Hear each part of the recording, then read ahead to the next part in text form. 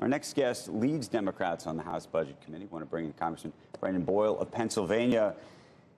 You know, I think there's a view on Wall Street right now that we've seen this movie. We know how it sort of ends. It's always this sort of climactic situation that happens, and then invariably a deal comes together. At least that's the thinking. But there's some view now that maybe this time is different. What do you think? Yeah, good to be back with you. And I've been saying ever since last November or December that my fear was this time could be different. I hope it isn't. But there's almost a danger, right, in the fact that there is often before been this sort of drama and it ultimately get resolved. It lulls people into thinking that surely automatically it will get resolved this time. Well, it isn't automatic.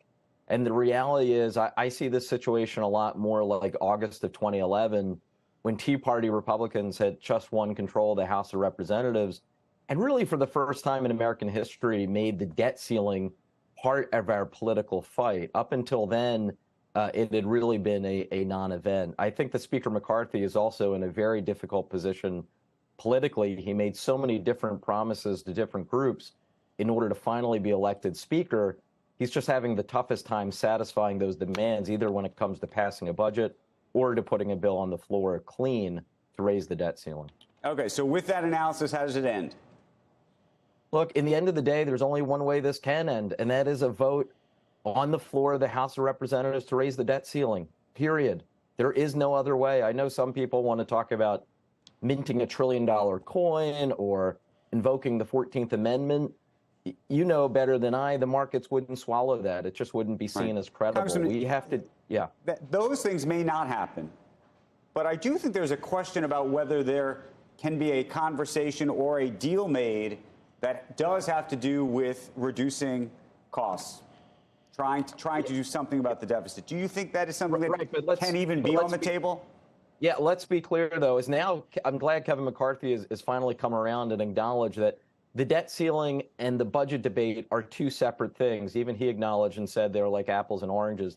The debt ceiling is about paying debt we already racked up, period. It has to happen. Now, talking about next year's budget and over the next 10 years, that's a debate that I welcome. It has to happen anyway because we have to pass a budget by midnight September 30th. So that is going to happen. But you think that they're not going to be connected at all, and they shouldn't be? And why shouldn't they be? I mean, by the way, there's all sorts of things, unfortunately, in Congress that aren't connected. They get connected, right? That's for better or worse, that's the politics of the way the system's set up. Except for the times when they don't.